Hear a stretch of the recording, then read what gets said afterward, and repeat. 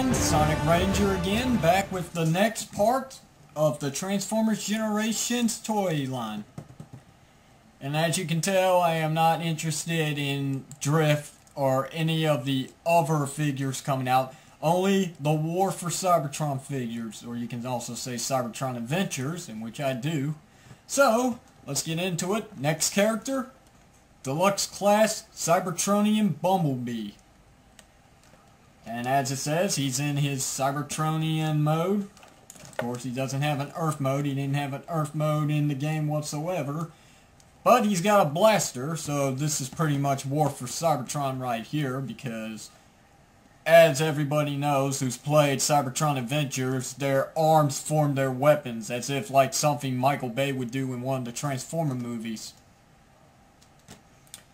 He's also got some blades that deploy out of his hands, and I don't recall that being in the game. Maybe it was War for Cybertron as well. For the story, before he was the silent warrior he is today, Bumblebee was a non-stop chatterbox. Ain't that the truth? Charged with carrying the most vital Autobot communications.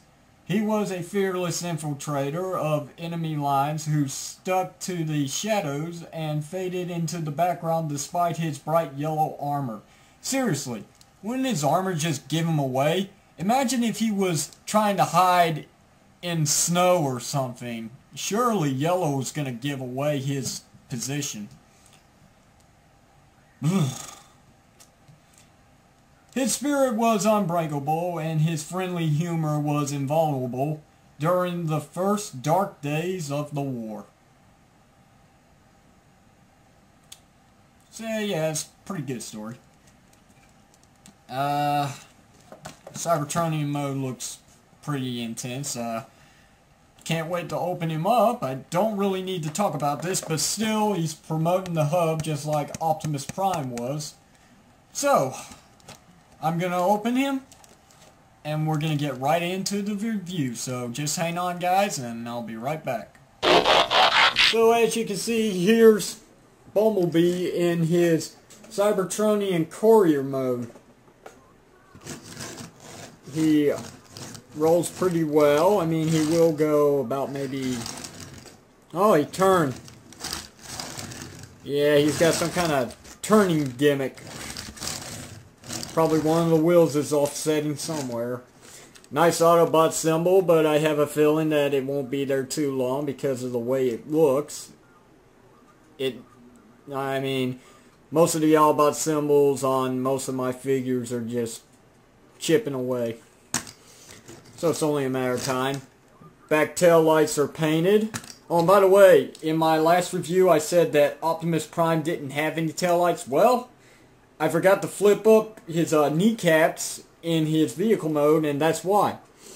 There they are right there. He does have tail lights. So Optimus Prime is a complete Cybertronian armored truck.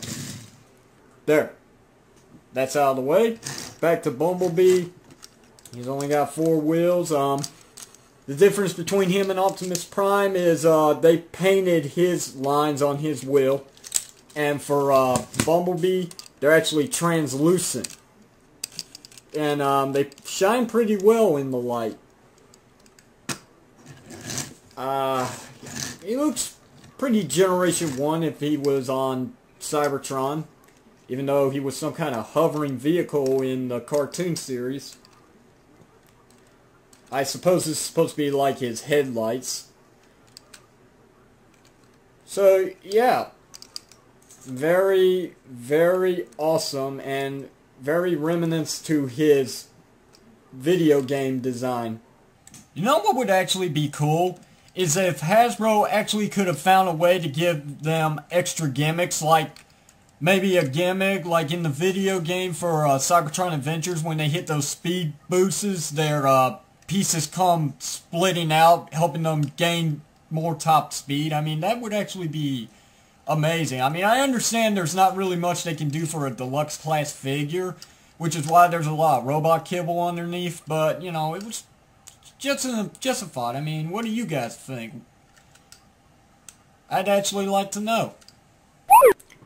So here's Bumblebee in his Cybertronian robot mode, and as you can see, it is very true to what the game looked like, except Bumblebee didn't really have a backpack on him. I mean, if he did, it wasn't this big, but, you know, it's a deluxe figure, so what can Hasbro really do? He does have a gimmick, of course. I don't know if there's a button, but there's supposed to be a way where you can actually bring out these blades. They're supposed to deploy, in which they don't, so, you know, you just pull them out yourself, and, yeah, he's got, like, Cybertronian blades or something. I don't know. I mean, they look pretty cool. I mean, they're translucent. Anything translucent is gold to me.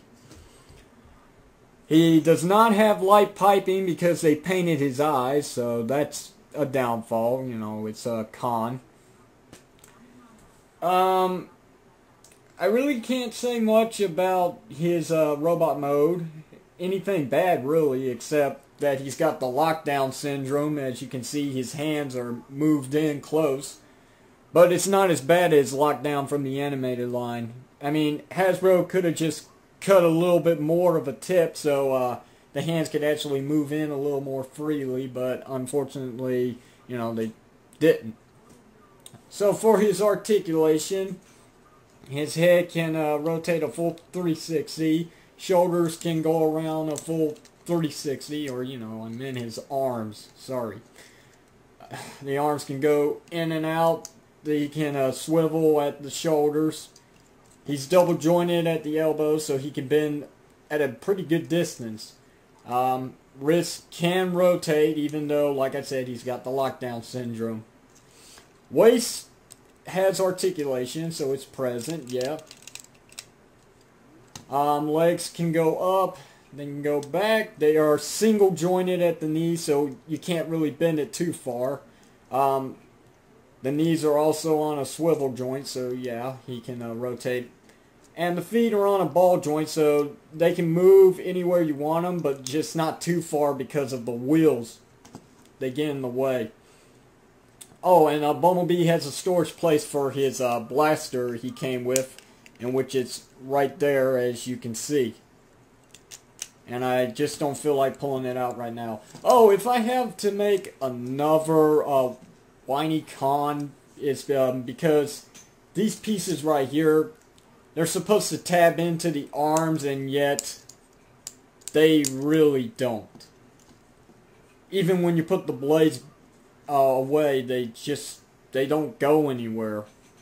So let's finish this up with a size comparisons. And so here's Deluxe Class Bumblebee with his counterpart, Deluxe Class Optimus Prime. And as you can see, Bumblebee is a little shorter than Optimus Prime, but not much. I mean, they're both deluxe class figures. As a matter of fact, Hasbro should have actually made Bumblebee a scout size figure, so it would actually work in better with the War for Cybertron game. But, you know, Hasbro didn't. And I guess that will conclude this review. So let me take it back to first-person view. And so, in conclusion, Bumblebee is a great figure, well worth the price that they're selling him in stores, in which he is available now, like Optimus Prime. I definitely cannot wait to get my hands on the Decepticon line when it comes out, which is going to be Megatron and Soundwave, which is pretty cool. An Autobot line, and now a Decepticon line's coming. I guess there is one more problem with Bumblebee before I close this out. Transforming him into vehicle mode, I've had so much trouble that his legs are really, they're getting loose. So if it really comes down to it where you kids out there can't really transform him, I'd say get him into his vehicle mode and then go buy another and leave him in his robot mode, because chances are next time you might break him, because he is fragile. The pegs will break. Hasn't happened yet, and I hope it doesn't happen, but these legs, oh, they're ready to go. So that's it, guys. That's the end of this review. If you enjoyed it, please rate and subscribe, in which I hope you will.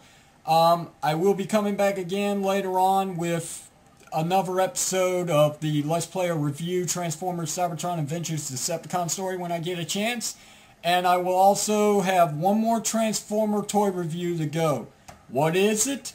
Well, you'll just have to wait and see. So until next time, guys, this is Sonic Ranger signing out, and I'll see you guys next time. Bye-bye.